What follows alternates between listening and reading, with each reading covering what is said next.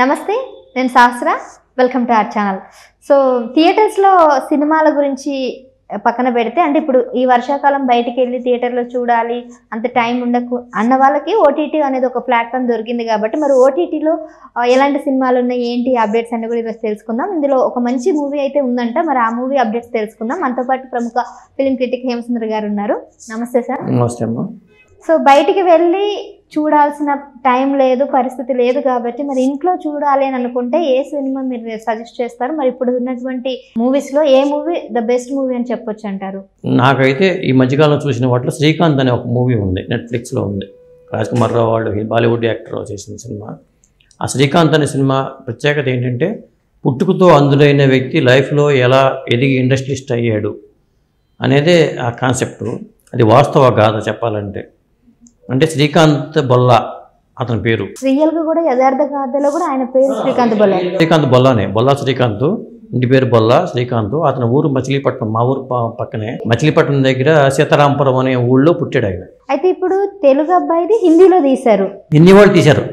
తెలుగు అబ్బాయి స్టోరీని హిందీ వాళ్ళు సినిమా తీయడం గొప్ప విషయం. నిజంగా అతను ఏంటంటే, తండ్రికి పిల్లలు లేకపోతే లేక ఒక కొడుకు పుడతాడు. పుట్టుకతోనే అతను అంధుడని చూస్తాడు. అంధుడుగా మరి ఎలా పెరుగుతాడు, కష్టం అనే ఉద్దేశంతో తండ్రి ఏం చేసి గొయ్యి తీసి చంపేద్దామని పాతి పెట్టేస్తుంటే, సజీవంగా ఉన్న బాలుడిని తల్లి అడ్డం పెడుతుంది. అడ్డం పెడితే అట్లా ఇక చంపకుండా అట్టు పెడితే తర్వాత ఇంకో కొడుకు పుడతాడు. 2 కొడుకులు అన్నమాట. ఈ కుర్రవాడిని అక్కడ చదివిస్తుంటే చదువుల పరంగా అక్కడ చాలా ఇబ్బందులుగా ఉంటుంది కదా. మరి బ్రెయిలీ లిపి అనేది మనకు అందుబాటులో ఉండదు ఆ ఏరియాలో. అప్పుడు వాళ్ళ తోడలుడు ఎవరు హైదరాబాద్లో ఉంటే, ఇట్లాంటి పుట్టు అందులకి హైదరాబాద్లో పలానా స్కూల్ ఉంది, ఇక్కడ చేర్పిస్తే బాగుంటుందని వాళ్ళు సూచనలు చేయడంతో అక్కడ చేర్పిస్తారు అతన్ని. అక్కడ అతను హైలీ టాలెంటెడ్ కుర్రాడు. శ్రీకాంత్ బొల్లా అనే కుర్రాడు హైలీ టాలెంటెడ్. అట్లాగే సైన్స్ చదువుకుందామంటే దానికి చట్ట ప్రకారం కూడా రూల్స్ ఒప్పుకోవు. బ్రెయిలీలో సైన్స్ చదువుకుంటానికి రూల్స్ ఒప్పుకోకపోతే ఆ స్కూల్ మీద కూడా కేసు వేస్తారు.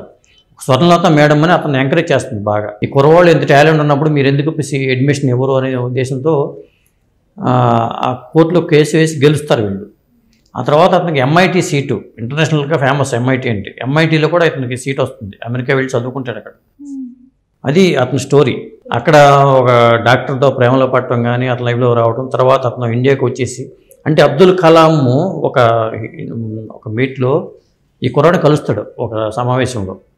అబ్దుల్ కలాం కలిసినప్పుడు, నీకున్న కోరిక ఏంటంటే, నాకు రాష్ట్రపతి అవ్వాలనే కోరిక ఉంది నాకు అనే కుర్రాడు అంటాడు. అందులో కలాం దృష్టిలో పెడతాడు అతను. కలాం కూడా అతనికి ఒక ఫైనాన్షియల్ హెల్ప్ చేస్తాడు. అతను ఇండస్ట్రీస్ స్థాపిస్తాడు, బొల్లాంటని ఇండస్ట్రీస్ పెట్టి అతని ఫ్రెండ్ సహాయంతో, రవి అని అతని ఫ్రెండ్ సహాయంతోనూ, స్వర్ణలత మేడం సహాయంతోనూ అతను డెవలప్ చేస్తాడు ఇండస్ట్రీస్ని. అట్లా అతని స్టోరీని వీళ్ళు సినిమాగా తీశారు. ఇప్పుడు ఆ బొల్లాం శ్రీకాంత్ అనేటువంటి బతికే ఉన్నాడా? ఉన్నారు, యంగ్ అతను. శ్రీకాంత్ పెద్ద వయసు కూడా లేదు అతనికి. అయితే రీసెంట్గా జరిగిన స్టోరీనే. వాళ్ళు హిందీ వాళ్ళు సినిమా తీయటం అనేది విశేషం. కళ్ళు లేకపోయినా అతను హైలీ టాలెంట్తో ఎలా ఎంఐటీలో సీటు సంపాదించడం కానీ ఇవన్నీ గొప్ప విషయాలు కదా. అతను మరి అంత స్థాయికి ఎదగడం అనేది. అసలు ఇంకోటి ఏంటంటే, ఇప్పుడు ఈ బొల్లారం శ్రీకాంత్ మనం తెలుగు వాళ్ళని, అంటే మీకు తెలుసుండొచ్చు మీ ఊరు పక్కన, కానీ నాకు తెలియకపోవడం అనేది ఒక సిగ్గుచేటే. అతని ఇంటర్వ్యూలు ఉన్నాయి ఈటీవీలో, లేకపోతే సోషల్ మీడియాలో అతని ఇంటర్వ్యూలు కూడా ఉన్నాయి. బొల్లారం శ్రీకాంత్ది ఇంటర్వ్యూలు ఉన్నాయి.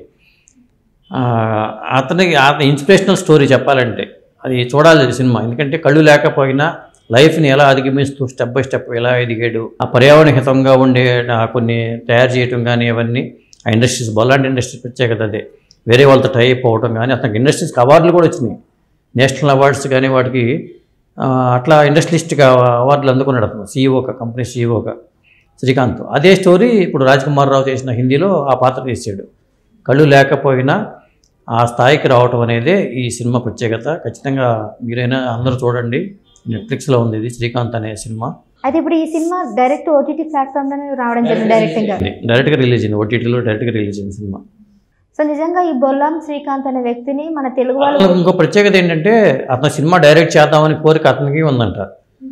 కళ్ళు లేకపోయినా సినిమాని డైరెక్ట్ చేద్దామని. అంటే ఇది చేయలేవని ఎవరైనా అంటే అది చేసి చూపించాలనేది అతను పట్టుదల మొదటి నుంచి కూడా. నువ్వు ఈ పనికి రావు, నువ్వు ఈ పని చేయవు అన్నప్పుడు అది చేసి చూపించాలనేది అతను. నేను ఇంటర్వ్యూలో కూడా చూశాను, అతను ఆ పట్టుదల ఉంటుంది అనమాట. నువ్వు అలాగే సినిమా డైరెక్షన్ కూడా చేద్దామని అతని కోరిక. అట్లా అతనికి చేదుడు వాదుడుగా ఉన్న వాళ్ళలో స్వర్ణలత మేడము, తర్వాత రవి అనే ఫ్రెండ్, వాళ్ళని కూడా రియల్ స్టార్ అని పెట్టుకుంటూ సినిమాలో చూపించారు. సినిమా అయిపోయిన తర్వాత ఈ రాజ్కుమార్ రావుని, ఇటు పక్కన ఈ శ్రీకాంత్ బల్లాని, అటు స్వర్ణలత మేడం, ఆ రవి, ఆ ఫ్రెండ్స్ని, వాళ్ళు ఒరిజినల్ వాళ్ళని కూడా చూపించాడు. సినిమా పాత్రలను కూడా చూపించుకుంటూ వచ్చారు. అంత సినిమా అయిపోయాక మొత్తం మేకింగ్ లో చూపించుంటారు. అది శ్రీకాంత్ అనే సినిమా ఖచ్చితంగా అందరూ చూడాల్సిన సినిమా. మనం ఏదో అనుకుంటాం, ఒక్కోసారి మనం పక్కకి వెళ్ళిపోతూ ఉంటాం, కనిపించినా కానీ ఇది వద్దులే అనుకుని వెళ్ళిపోతూ ఉంటాం అట్లా. ఎగ్జాక్ట్లీ. సో అంటే తెలియకపోతే చాలా మందికి ఇప్పుడు మీరు చెప్పారు కాబట్టి ఒక అవగాహన అయితే రావడం జరిగింది. తెలుగు వాళ్ళు మనం ఉండి అతన్ని చూసి ఇన్స్పైర్ అవ్వాల్సిన సినిమాని మనం పట్టించుకోలేదంటే అది అంటే ఒకసారి చూసినట్లయితే మనకు కూడా ఒక ఐడియా వస్తుంది. అందులోనూ మీరు అన్నట్టు హిందీ వాళ్ళు మన వాళ్ళని గుర్తించి ఒక సినిమా తీయడం అనేది చాలా గొప్ప విషయం సార్. సో తప్పకుండా నెట్ఫ్లిక్స్లో అయితే ఈ సినిమా అయితే ఉంది. సో డెఫినెట్గా సినిమా చూసి మీకు ఎలా అనిపించిందో కింద మీ అభిప్రాయాన్ని కూడా తెలియపరచండి. Thank you sir. Thank you.